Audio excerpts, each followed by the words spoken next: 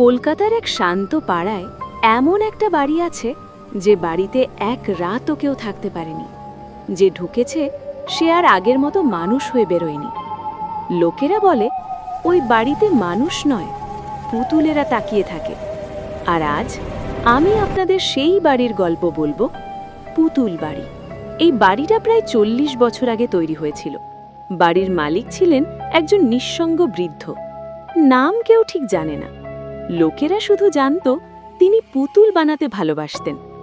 বাড়ির প্রতিটা ঘরে, শেলফে, খাটের পাশে, এমনকি রান্নাঘরেও ছিল শত শত পুতুল। কিন্তু একদিন হঠাৎ করেই বাড়িটা ফাঁকা হয়ে যায়। বছর 5 পর এক যুবক সেই বাড়িটা ভাড়া নেয়। প্রথম দিন সব ঠিকই ছিল, কিন্তু রাত 2টার সময় সে তার বন্ধুদের ফোন করে কাঁপা গলায় বলে, ভাই, পুতুলগুলো নড়ছে। ফোন লাইনে শুধু শোনা যাচ্ছিল টক টক টক, যেন কেউ কাঠের আঙুলে মেঝেতে ঠুকছে। পরদিন সকালে ছেলেটাকে বাড়ির বাইরে পাওয়া যায়, চুল পাকা, চোখ ফাঁকা, আর মুখে একটাই কথা, ওরা আমাকে দেখছিল। এরপর আরও 2জন ঢুকেছিল ওই বাড়িতে, একজন স্টুডেন্ট, একজন দম্পতি। সবাই একই কথা বলেছিল, রাতে ঘুম ভাঙলে দেখতো পুতুলগুলো আগের জায়গায় নেই, কখনো জানালার কাছে, কখনো বিছানার পাশে, আর কখনো একদম মুখের সামনে। দম্পতির স্ত্রী এক রাতে চিৎকার করে ওঠে, কারণ সে দেখে একটা পুতুল তার মতো করেই হাসছে। পুলিশ তদন্ত শুরু করে। পুরনো নথি ঘেটে জানা যায় ওই বৃদ্ধ পুতুল বানাতেন নিজের মৃত সন্তানদের স্মৃতিতে।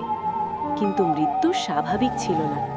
বাড়ির ভেতরেই একটার পর একটা শিশুর মৃত্যু হয়েছিল, আর প্রতিবার একটা নতুন পুতুল যোগ হতো। পুলিশ রিপোর্টে লেখা ছিল, বডিজ মিসিং, ডলস ফাউন্ড। কয়েক বছর আগে একজন ইউটিউবার ওই বাড়িতে রাত কাটাতে যায়। সে লাইভে বলে, পুতুলগুলো শুধু তাকিয়ে নেই, ওরা শ্বাস নিচ্ছে।